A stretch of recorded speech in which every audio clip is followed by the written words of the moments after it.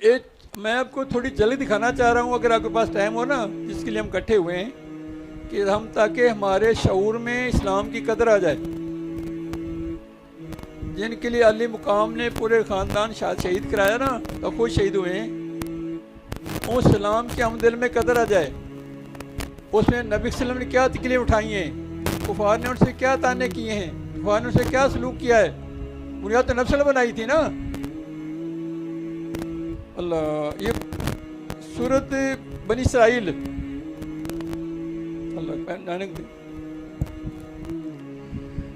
آیت نمبر 89 میں مروی ہے کہ قریش کے سردار مکہ معظمہ میں جمع ہوئے،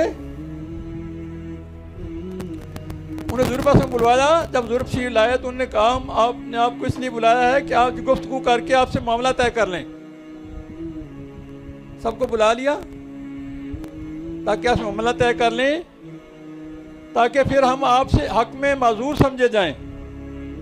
مطلب معاملہ طے، ہم پھر آپ سے وہ سلوک کریں گے نا جس کے ہم عذر ہمارے نہیں ہوگا۔ دین اسلام تبلیغ کی نا، کفار نے سردار نے سب جب بلا لی، سب نے بلا کے۔ عرب میں کوئی آدمی ایسا نہیں جس نے اپنی قوم میں پر وہ شدائد کیے ہوں جو آپ نے کیے ہیں، یہ کہا کفار مشرکین نے کہ عرب میں ایسا کوئی اور بندہ نہیں جو آپ نے شدائد ہم پہ، یعنی اللہ شدائد کی ہیں آپ نے، جو آپ نے کیا۔ آپ نے ہمارے باپ دادا کو برا کہا، ہمارے دین کو عیب لگائے، ہمارے دانش مندوں کو بے عقل ٹھہرایا، معبودوں کی توہین کی، جماعت فرق کر دی، کوئی برائی اٹھا نہ رکھی۔ اس سے تمہارا عرض کیا ہے، تم چاہتے کیا ہو؟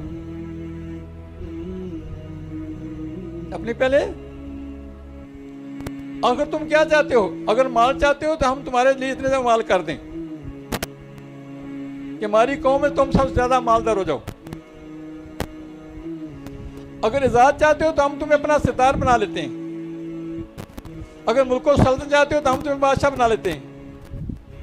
ہم سب باتیں تیار کرنے کے لیے تیار ہیں۔ اگر تمہیں کوئی دماغی بیماری ہو گئی ہے نا، کوئی خلش ہے، کوئی چبھن ہے، کوئی درد ہے، تو ہم تمہارا علاج کریں، اس میں جس کا خرچ کرو ہم اٹھائیں۔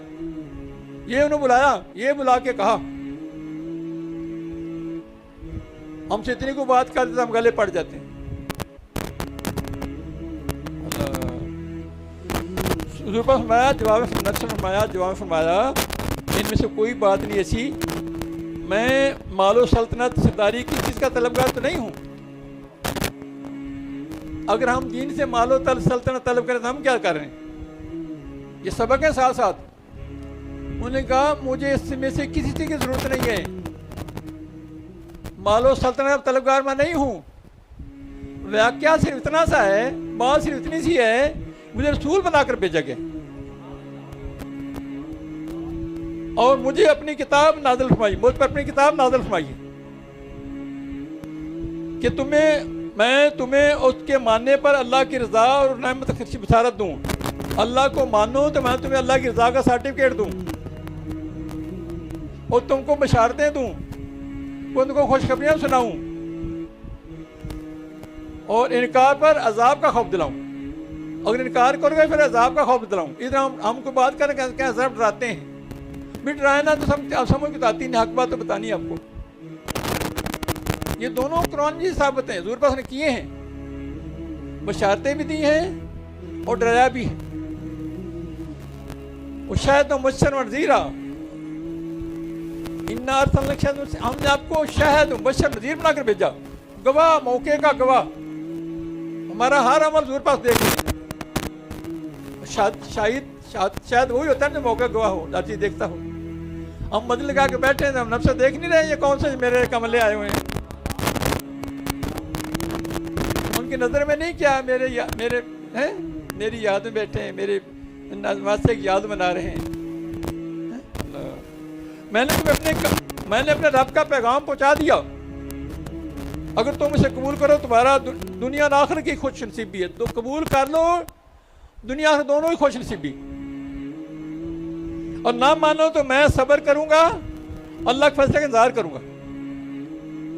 پھر میں صبر کروں گا، اللہ کے فیصلے کا انتظار کروں گا۔ مان لو تو تمہارا فائدہ ہے۔ اب سب کو میں کہہ رہا ہوں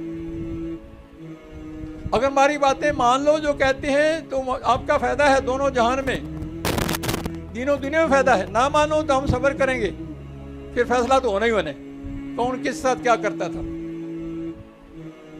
سمجھائی؟ ہاں اس پر وہ لوگوں نے کہا، انہوں نے، اے محمد اگر آپ ہماری پیش قبول نہیں کرتے، ہماری بات نہیں مانتے، ان پہاڑوں کو ہٹا دیجئے۔ مطالبہ دیکھو، یہ پہاڑ جو ہے نا ان کو ہٹا دیجئے اور میدان صاف نکال دیجئے، یہ سارا چٹیل میدان بنا دیجئے، یہ مطالبہ کریں اور نہریں جاری کر دیجئے، ہمارے مرے ہوئے باپ دادا کو زندہ کر دیجئے۔ اگر کوئی مرید ایسے مطالبے کرتا ہے تو وہ کیا کر رہے؟ اگر کوئی مرید ایسے مطالبے کرے بیکار تو وہ کیا کر رہے؟ اللہ اللہ، ان کو ذمہ کہتے ہیں، ہم ان سے پوچھیں کہ جو آپ فرماتے ہیں کیا یہ سچ ہے؟ ہمارے پیو دادا کو زندہ کر دو، ہم ان سے پوچھیں جو آپ فرمانے سچ ہے؟ تو ان کے جواب میں حضور نے فرمایا، میں ان باتوں کے لیے نہیں بھیجا گیا، میں ان باتوں نہیں بھیجا گیا، جو بچانے کے لیے بھیجا گیا ہوں، جو پہنچانے کے لیے بھیجا گیا ہوں، جو آپ تک کام پہنچانے کے لیے بھیجا گیا ہوں وہ میں نے پہنچا دیا ہے۔ اگر تم مانو تو تمہارا نصیب، اگر نہ مانو تو میں صبر کروں گا اور خدائی فضل اظہار کروں گا۔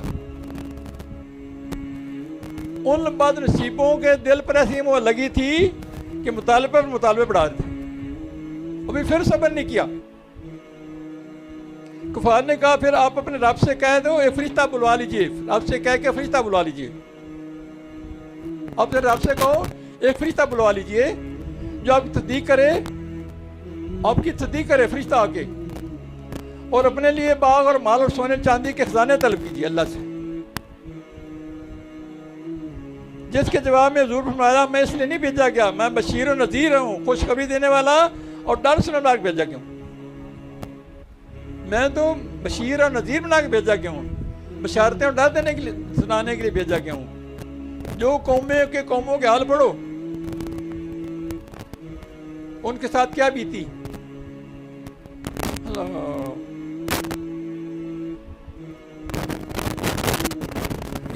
یہ صورت ابھی ایک بات میں یہ مکمل کر لیں۔ تو کفار کہنے لگے پھر ہم پر آسمان گرا دیجئے، آسمان گرا دو ہم پہ اوپر،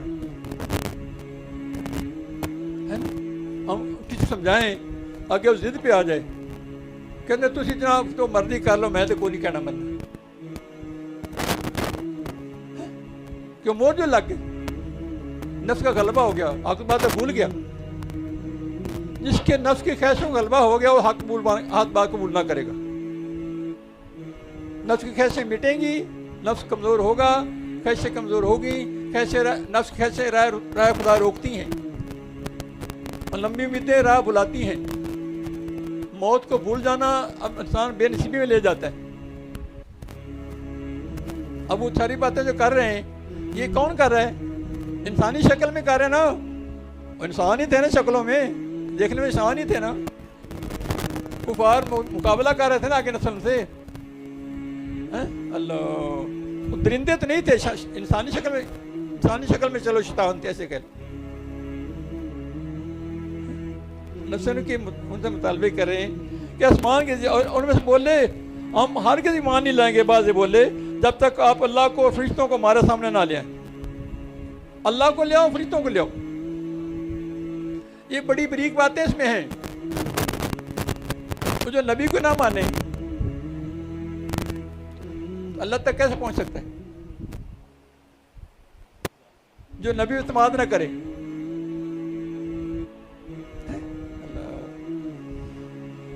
اس پر سید مجلس سے اٹھ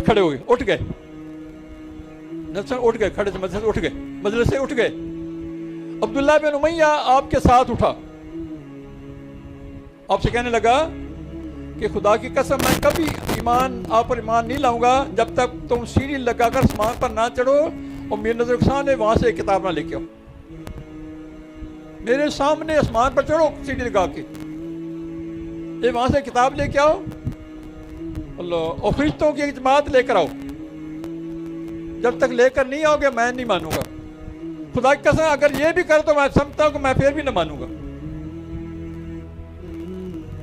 یہ بھی کر لو پھر بھی نہیں مانوں گا۔ اللہ جب انہیں دیکھا اس قدر ضد اور انات میں ہیں، ان کی عقل شناسی سے گزر گئی ہے، تو اب ان کو ان کی حالت پر رنج ہوا، ان کی حالت پر رنج ہوا، یہ کیا کر رہے ہیں؟ اس پر یہ آیت کریمہ نازل ہوئی، یہ آیت نمبر 99 سنی بنی اسرائیل کی۔ اور بنی اسرائیل اللہ، اور بے شک ہم نے لوگوں کے لیے اس قرآن میں ہر قسم کی مثالیں طرح طرح سے بیان فرمائی ہیں، تو اکثر آدمیوں نے نہ مانا اور ناشکری کی۔ یہ ہے اس کا ترجمہ۔ قرآن مجید طرح طرح کی مثالوں سے بھرا پڑا ہے، ہمارے لیے لمحہ فکریہ ہے۔ ایک تو یہ بات ہی ہے نا، صرف آپ نے ہمارے پاس قرآن کتنے واقع ہیں، ہمارے پاس قرآن کتنے واقع ہیں، مثالوں سے بھرا پڑا نا، یہ تو ایک مثال تھی نا۔